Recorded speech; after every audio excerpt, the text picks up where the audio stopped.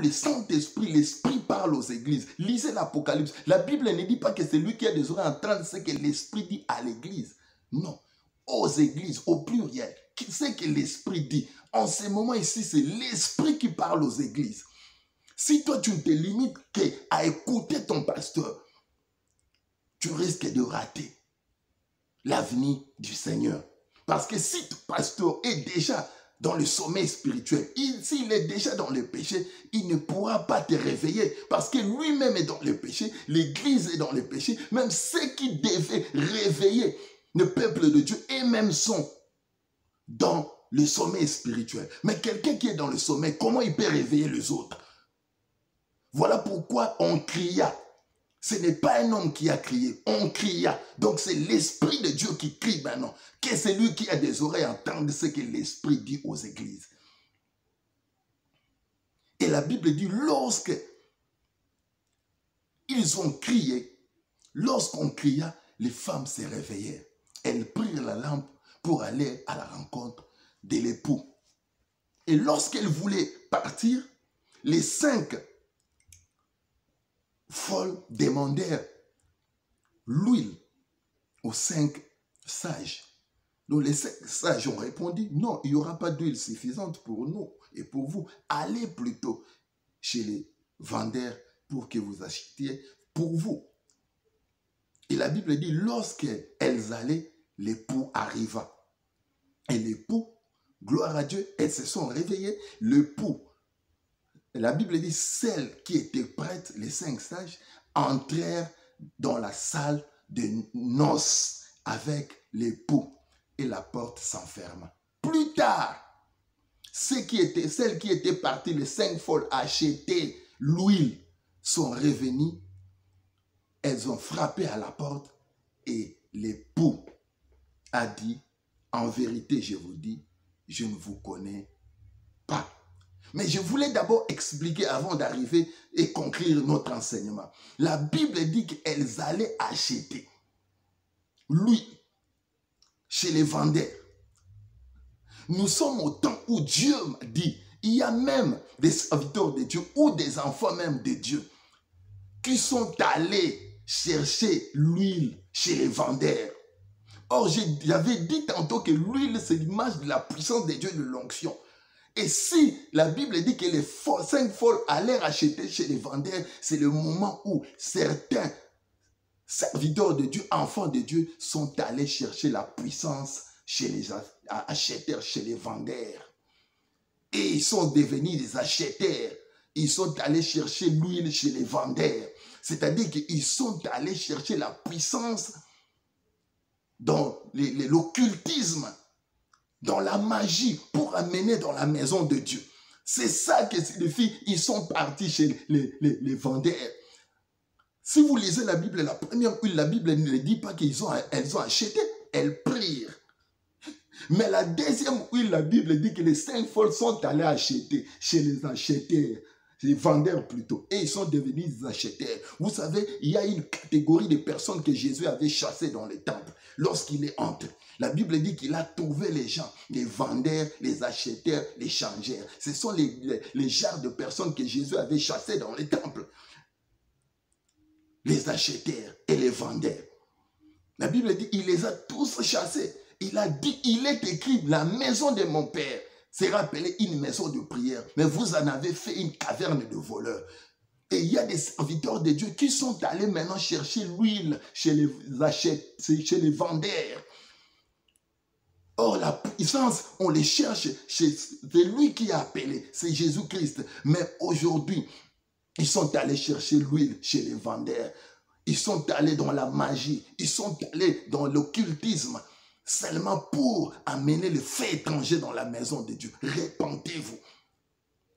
Et la Bible dit que lorsqu'ils sont allés acheter, lorsqu'elles, à leur retour, elles ont trouvé la porte fermée. Tu risques de trouver la porte fermée. Toi qui es allé chercher la magie, toi qui es allé toucher à l'occultisme pour l'amener à la maison de Dieu parce que tu veux seulement démontrer la puissance. Mais cette puissance-là, tu le sais, ce n'est pas la puissance du Très-Haut, ce n'est pas la puissance de Jésus, ce n'est pas la puissance du Saint-Esprit. C'est l'huile que tu es allé chercher chez les vendeurs.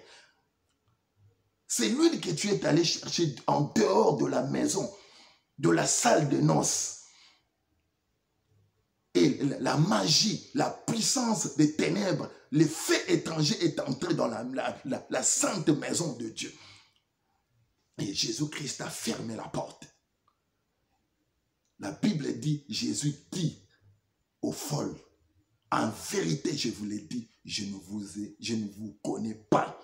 Parce que vous êtes allé acheter quoi? L'huile chez les vendeurs.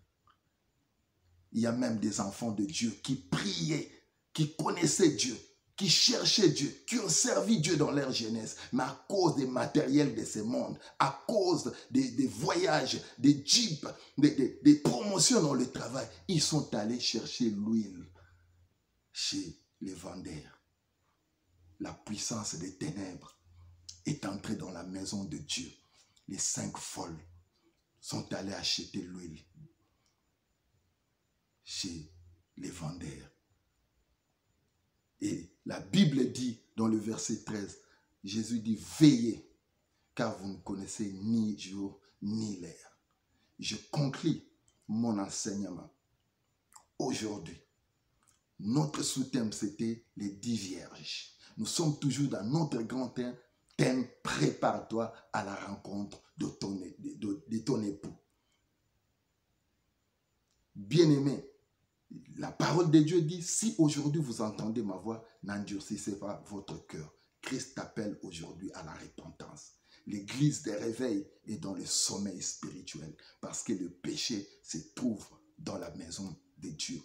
Et ce qui devait amener le peuple de Dieu à la sanctification et même vivre dans le péché. Le péché est entré dans le lieu très saint. Le péché est dans le parvis. Le péché est partout dans la maison de Dieu et l'église est dans les sommets. Que personne ne te trompe. Retiens ces principes que je te donne aujourd'hui. On ne peut pas parler du réveil spirituel dans le péché. Retiens le principe. Le péché amène le sommeil spirituel. Si vous vivez dans le péché dans votre église, donc vous n'êtes pas une église de réveil. Vous êtes peut-être une église de réveil, mais vous êtes dans le sommeil spirituel. Car le péché amène le sommeil. Retiens le principe. La repentance amène le réveil spirituel.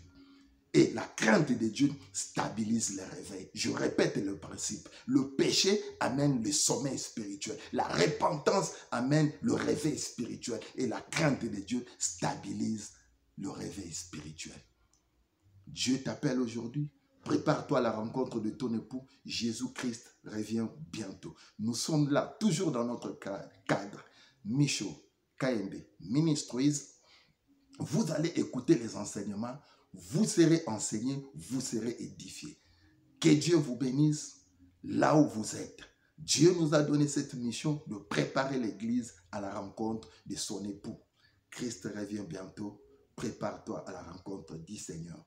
Là où tu es, que Dieu te bénisse. Que la grâce de Dieu soit sur toi. En Australie, en Afrique, en Asie, en Europe, en Amérique, en Afrique, partout où tu es, toi qui suis cette parole, ouvre ton cœur à Jésus-Christ. Jésus revient bientôt.